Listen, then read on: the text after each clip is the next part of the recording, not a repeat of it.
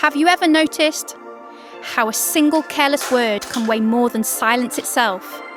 Sometimes heavier than any weapon, sometimes sharp enough to cut deeper than steel. Good evening, this is Haruka. I'm speaking softly tonight from the sofa in my living room. A small lamp glows at my side, spilling golden light across the cushions. In my hand, a Baskin-Robbins ice cream, mint chocolate, cold, sweet, melting slowly on my tongue. It lingers like a memory you don't want to lose. Almost like summer itself, fading, but still burning faintly at the edges. Tell me, how was your summer?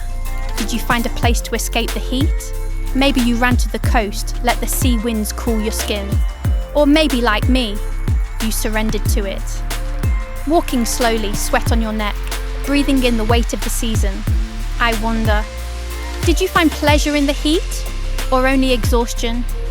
But tonight, I don't want to speak only of seasons.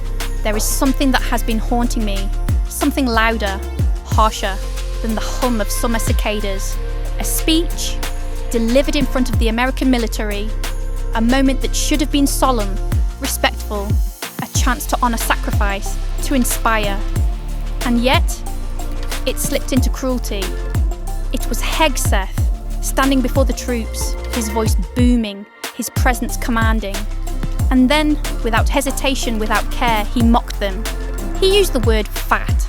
So blunt, so careless. He turned bodies, disciplined, tested, scarred by duty, into a punchline, an insult to the very people trained to defend. Listen, can you imagine sitting in uniform, hearing laughter ripple through the crowd, knowing the joke is aimed at you?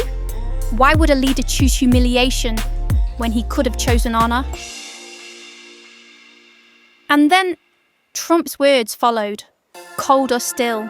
He spoke of America's struggling cities, places already carrying histories of pain and poverty, as if they were disposable, as if entire neighbourhoods could be used as testing grounds, trial stages for military experiments. Picture it, streets where children ride bicycles, corners where shopkeepers open their shutters each morning, windows lit by families at dinner. And now, imagine someone with the world's microphone in hand, declaring those very streets useful only as practice fields. Doesn't it feel like a shiver runs down your spine? But here's where the contrast grows sharper. The military's official response was calm, measured, restrained. Senior commanders issued comments with composure. They refused to fight words with more words. And part of me admires that. The discipline, the professionalism, that sense of being above the storm. Yet, another part of me whispers, why silence in the face of such contempt? When does restraint become complicity? Tell me, have you ever sat in silence, knowing you should have spoken? That ache of unsaid words. It lingers, doesn't it? Fact after fact brings me back to one emotion, disappointment. Not just in the men who spoke, but in the shadow it casts across trust itself, because the military for many is more than force. It's a symbol of discipline, of unity, of protection. And symbols, once cracked, are difficult to mend. Like glass fractured at the centre. No matter how carefully you glue it back, the lines remain.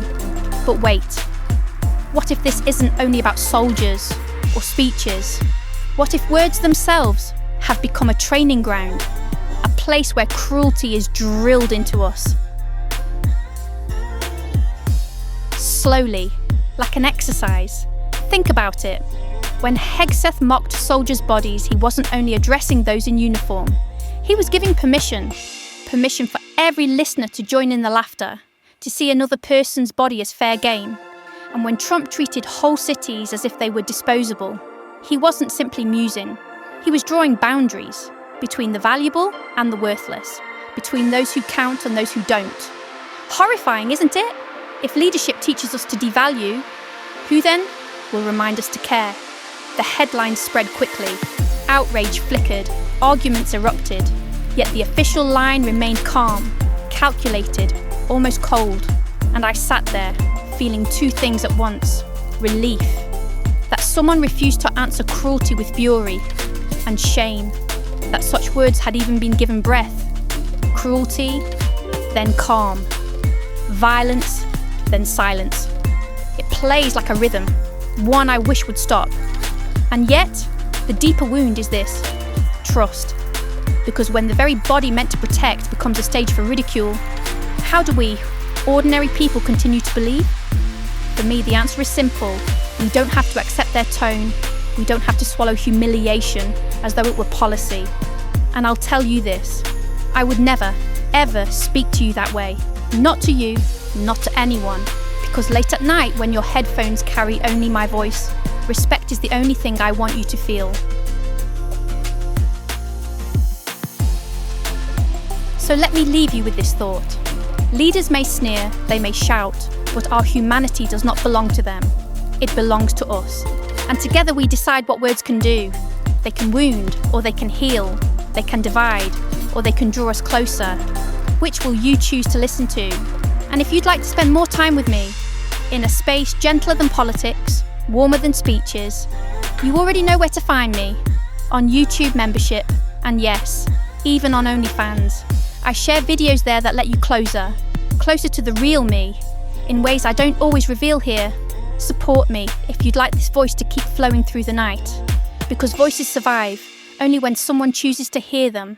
Until then, let's meet again in the next video. Good night.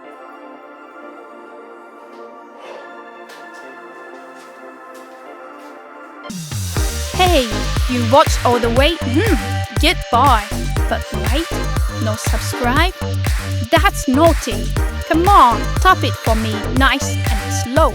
And don't forget to watch the others too. I'll be waiting. Ain't something cute?